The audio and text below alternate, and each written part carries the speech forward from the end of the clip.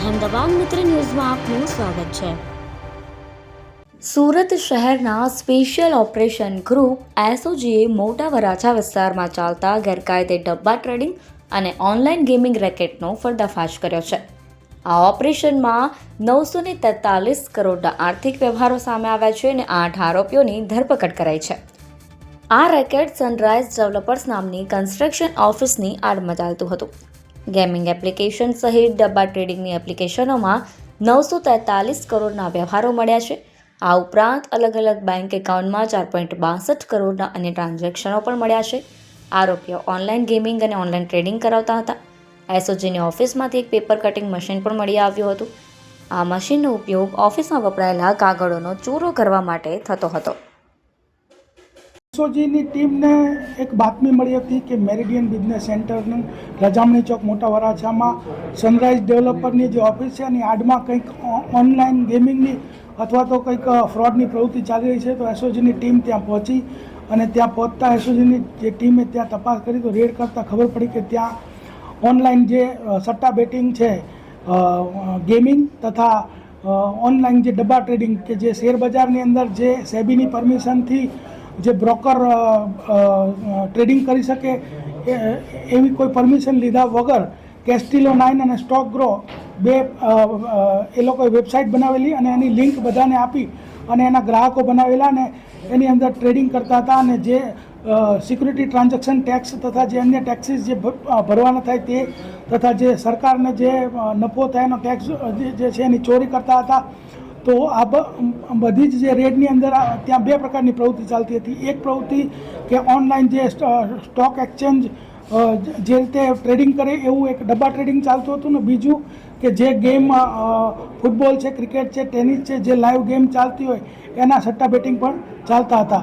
તો આ રેડની દરમિયાન ટોટલ ત્યાં જે મુદ્દામાલ મળ્યો છે એમાં 19 મોબાઈલ, 4 લેપટોપ, 10 લાખ રૂપિયા રોકડા, 31 પાસબુક, ડેબિટ કાર્ડ, પછી સૌથી મહત્ત્વની વાત એક પેપર કટિંગ મશીન કે કાગળોનું ચૂરો થઈ જાય એટલે કોઈને ખબર જ ન પડે કે કાગળમાં શું લખ્યું હતું। એ ટોટલ 17,30,000નો મુદ્દામાલ ત્યાં મળી આવ્યો હતો। જે આરોપી છે એમાં મુખ્ય આરોપી છે નંદલાલ ગોવરિયા અને વિશાલ ગેવરિયા, આ બંને મુખ્ય આરોપી છે। તે ઉપરાંત જ્યાં પૈસાની લેવડ દેવડ, આંગળીયામાં લેવડ દેવડ તથા ઓનલાઈન જે એકાઉન્ટ જે એના મેનેજ કરતા હતા એવા ભાવેશ, એમાં જયદીપ, ભાવિન, નવનીત અને સાહિલ 4 આરોપીઓ તથા બે આ જે બંને સોફ્ટવેર જે અલગ અલગ ડેવલપ કરતા હતા ભાવિન કિહલા અને બકુલ દસરિયા, ટોટલ 8 આરોપીઓની ધરપકડ કરવામાં આવી છે। બોગસ ડોક્યુમેન્ટને લગતી 338 BNS તથા 318 તથા સિક્યુરિટી બોર્ડ એક્સચેન્જ સેબી એક્ટની પણ કલમો આમાં દાખલ કરવામાં આવેલી છે।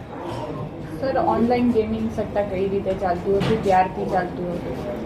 જે નંદલાલ જે આરોપી છે એના અગાઉ પણ ગુના દાખલ થયા છે આવા ઓનલાઈન ગેમિંગના, અને પહેલાં તે જે ડબ્બા ટ્રેડિંગ છે એ પેપર ઉપર ચાલતું હતું, કાગળ પર લખીને, પરંતુ પકડાઈ જવાના ડરને કારણે એ લોકોએ આ સોફ્ટવેર ડેવલપ કરી અને સોફ્ટવેરનો ID પાસવર્ડ બધાને આપી અને આ ચાલુ કર્યું હતું। ટોટલ આ 10 વર્ષથી નંદલાલ આ પ્રવૃત્તિ કરે છે, પરંતુ જે અત્યારે જે સનરાઈઝ ડેવલપરનું જે આડમાં જે કરે છે 1.5 વર્ષથી ત્યાં પ્રવૃત્તિ કરે છે અને સનરાઈઝ ડેવલપરની એક એ લોકોએ સોસાયટી પણ રિયલ એસ્ટેટની ડેવલપ કરી છે અને એની આડમાં આ પ્રવૃત્તિ કરતા હતા।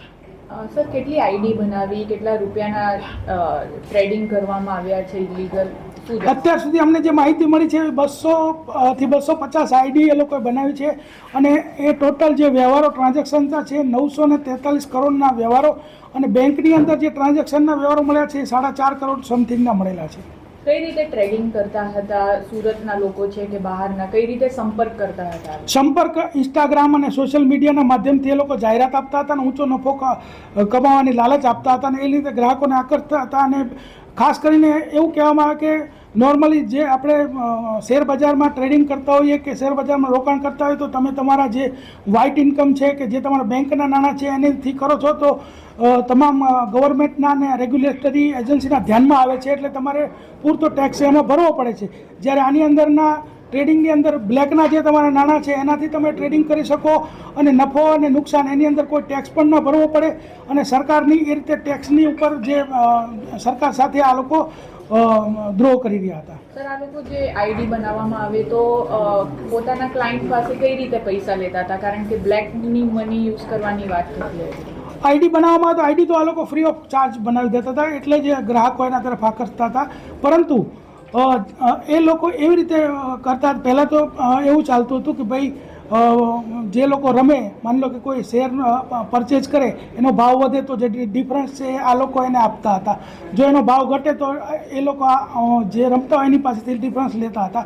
પરંતુ એમાં પણ ઘણી વખત કારણ કે આ ગેરકાયદેસર વ્યવહાર હોવાને કારણે એકબીજાની પૈસાની લેવડ દેવડમાં વાંધો પડતો હોય, પહેલાં એ લોકો સિક્યુરિટી ડિપોઝિટ તરીકે પૈસા જમા કરાવડાવતા હતા અને ત્યારબાદ તેઓ આ ઓનલાઈન સટ્ટો રમાડતા હતા. કેશમાં પૈસા લેતા હતા કે ઓનલાઈન ટ્રાન્ઝેક્શન?